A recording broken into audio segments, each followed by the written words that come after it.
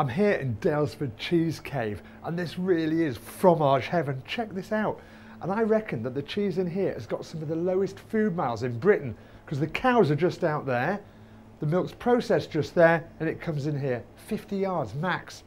Now, for the dish I'm going to do next, I'm reckoning a bit of this organic Daylesford blue, because I'm going to do a blue cheese salad with some spiced pears and walnut. This is going to be perfect. So let's get cooking. So step one is the spiced pears. What I've got on here is some red wine with a splash of water in it. We've got a cinnamon stick, we've got star anise and a couple of cloves, which just gives it a fantastic flavour infusion. And the next thing to do is just quarter your pears and decore them. And then just bob those into the poaching liquor. So we're just going to simmer those for 10 minutes.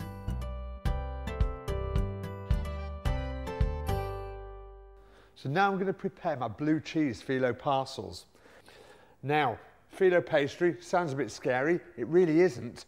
I've actually got a clean, damp tea towel here, and that's great for just keeping the pastry nice and moist. You don't want it to dry out. So in between using it, just keep it covered like that. And then we're just going to do a double layer of pastry. So just take a single sheet, lay it onto your either chopping board. These granite surfaces are great for working with pastry, bread dough, all that kind of thing. And then just get your melted butter, and we're just going to quickly brush over the surface of the pastry. Right, we've got one sheet with the melted butter on. Then take a second sheet and lay it over the top of the first one. And don't worry too much if you get a few wrinkles in it. You can actually just strain it out like that quite easily. It's really surprisingly easy to work with. And then do exactly the same on the second sheet. Now, out of this double layer of filo, I'm going to get 6 blue cheese little balls, and the way we're going to achieve that is just by dividing the pastry into 6 equal sized pieces, and then just take your blue cheese and mould it into something just a little bit smaller than a golf ball, like a big marble, like the ones you used to play with when you were a kid. Bob it in the middle of the pastry like that. Do all 6 in one go. That's the easiest way. So just take the corners, 2 opposite corners, pull them together, take the other 2 bits, gather it up like that, squeeze round the top of the ball of cheese and just pinch it in like that. You can give a little twist as well. And there we have a lovely little filo parcel.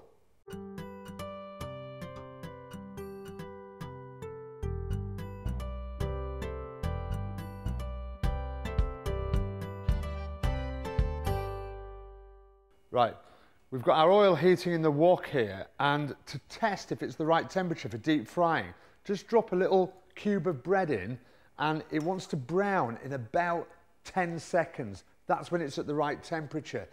We're now going to very carefully drop in our little filo parcels. There we go. You wouldn't have thought you could use a wok on an induction hob, but they actually have these amazing little accessories that the thing sits on and conducts the heat. It's fantastic. A little tray with some kitchen paper on just to drain the oil off. And you can just give these a little poke around in the oil there and make sure they're nice and evenly brown all the way round. Okay, these are ready now. They've gone lovely and golden brown and crispy. The cheese will be beautifully melted in the middle. There we go. Turn your heat off straight away as soon as you finish deep fat frying. There we go. And just drain them on the kitchen paper. Right, we're now ready to assemble the finished salad. I've got mixed leaf here of spinach, rocket and watercress, which I love for warm salads because it's quite robust leaves and they stand up to the heat of the stuff that you put in them. So, quick salad dressing. Bit of balsamic vinegar, a bit of sea salt, twist of black pepper, and then just whisk in some extra virgin olive oil.